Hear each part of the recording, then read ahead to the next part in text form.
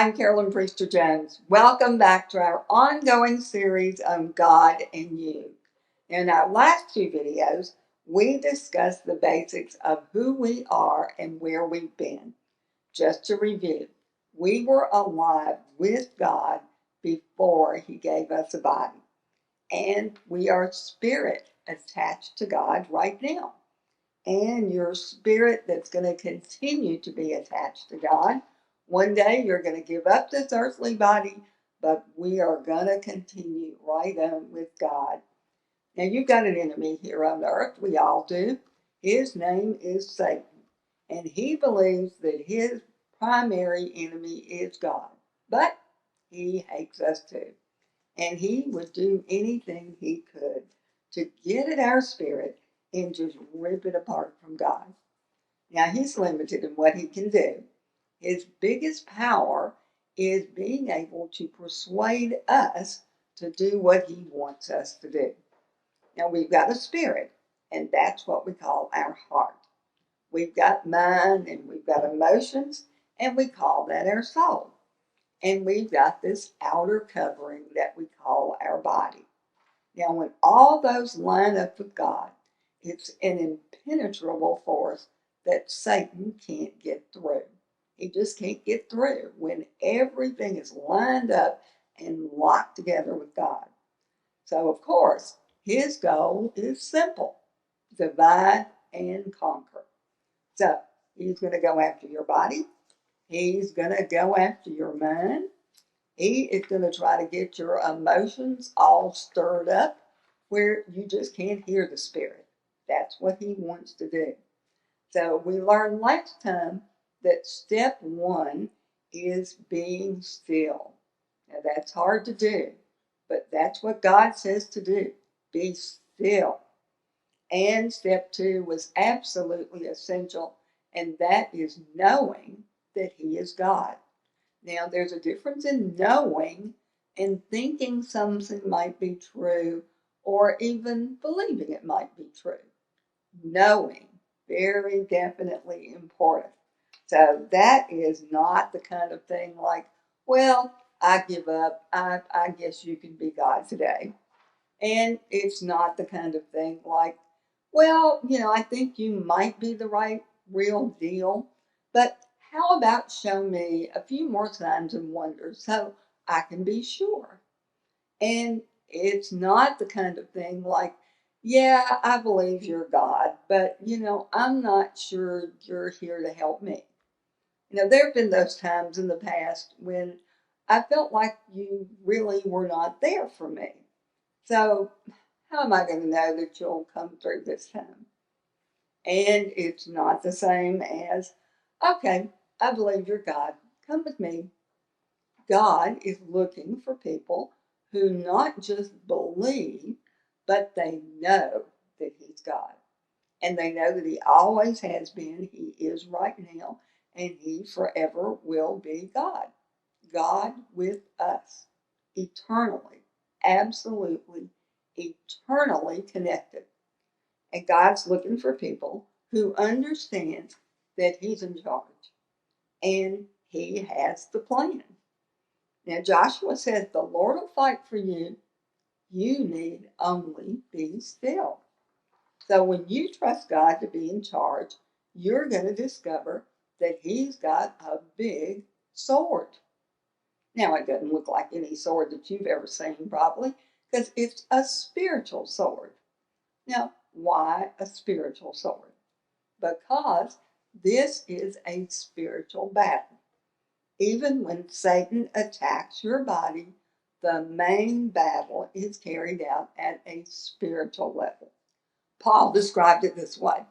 Paul said, our struggle is not against flesh and blood. He said, that's not it. He said, but against the rulers, against the authorities, against the powers of this dark world, and against the forces of evil in the heavenly realms. So Paul said, don't think this is a physical thing. This is more than that. Now, what about this sword? What is this sword? Well, Paul answered that one too. He said in Ephesians, he said, The sword of the Spirit is the Word of God. Now, you might have thought that the Word of God was just a nice collection of letters arranged in different ways and put together in a book called the Bible. But it is far more than that. The Word of God is alive. Now, let me say that again so you get that.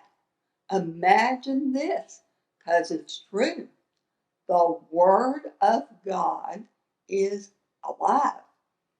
Now, listen to what Paul says about that. He said the Word of God is alive and active, sharper than any double edged sword. It penetrates even to the dividing of soul and spirit, joints and marrow. It judges the thoughts and the attitudes of the heart. Now, get that? It's not only alive, but it is active. Now, before you start getting all excited that God's going to take that sword and he's just going to chop Satan and his demons into little itty bitty pieces, look at what that sword will be used for. First of all, God's going to use it on you. Now, if you're taking a few steps back on that, you might have been thinking, oh no, I don't want him using that sword on me. I don't want to be on the receiving end. But listen to what God's going to do for you. He is going to cut you loose from any place where Satan bound you up. He's going to come set you free with that sword. He's going to carefully separate your soul and your spirit, and then he's going to put it back together again so that you can be whole and strong in the spirit. Now, how's he going to know where to cut? Well, because the Spirit, remember, sees your thoughts and the intentions of your heart. So he knows already where Satan has managed to sneak his way into your mind. And he can see right now what Satan is tempting you to think about right now. He knows the intentions of your heart, and he wants to protect your heart at all costs. The writer of Proverbs very wisely says, above all, guard your heart, for everything you do flows from it. And that really says it all. So after God sets you free, then he's going to hand you that sword for you to use it with Satan. Now, here's where things really get interesting, because you got to know how to use that sword. For it to be of any use to you, you've got to know how to use it. If you try to use a spiritual sword like you would a physical sword, well, it won't work. James and John got all excited about the things that they were learning from Jesus, but they were still really wet behind the ears in how to use the sword of the Spirit. So when a group was rejecting Jesus, they quickly spoke up and said, Lord, do you want us to call down fire from heaven to destroy them? And then Jesus turned and rebuked them, because words are meant for setting captives free, not for condemning or destroying. So James and John had not yet learned the way of love. When Peter drew his physical sword and cut off the ear of the high priest's servant, Jesus said, put your sword back in its place. All those who draw the sword will die by the sword. Well, again, Peter had not yet learned how to use the sword of the Spirit. He just knew how to use his physical sword.